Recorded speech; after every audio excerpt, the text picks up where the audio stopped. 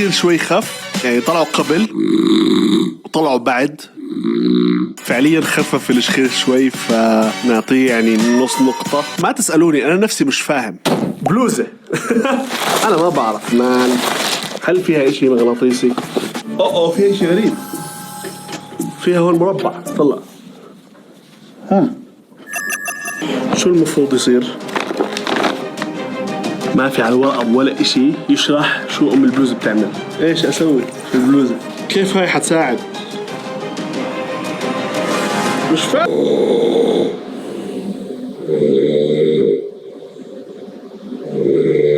وهيك كمان منتج فاشل انضم للقائمة، اسمه تشين ستراب، يعني إشي عشان منطقة الضغط.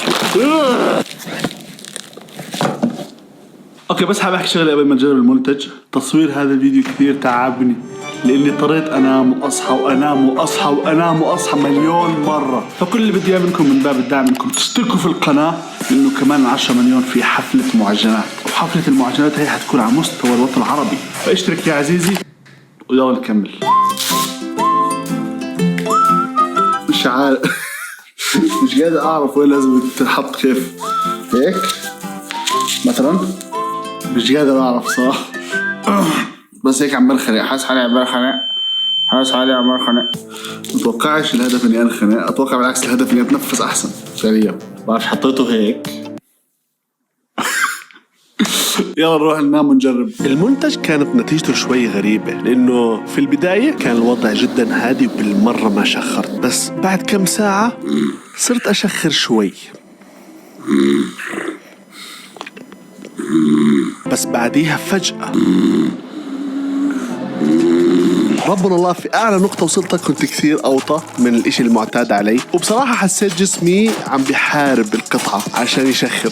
راح أعتبر هذا المنتج منتج ناجح. هذا المنتج الباكجينج تبعه جبار، تحسه معمول درائع مدروس، مش هبل يعني. لا إشي مفهوم ومدروس، إشي للأسنان الواضح. يلا نفتحه بطريقة حضارية.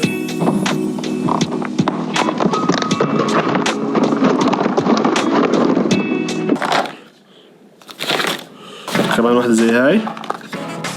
ايه حبيبي لا تحكي لها لازم يكون جوا. لا هذا اشي للاسنان. لا هاي لازم يكون، مستحيل. معقول اشي زي هيك؟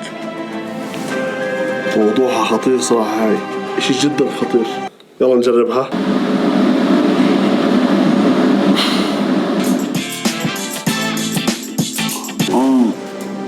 كثير غلط حاسه. كيف هيك؟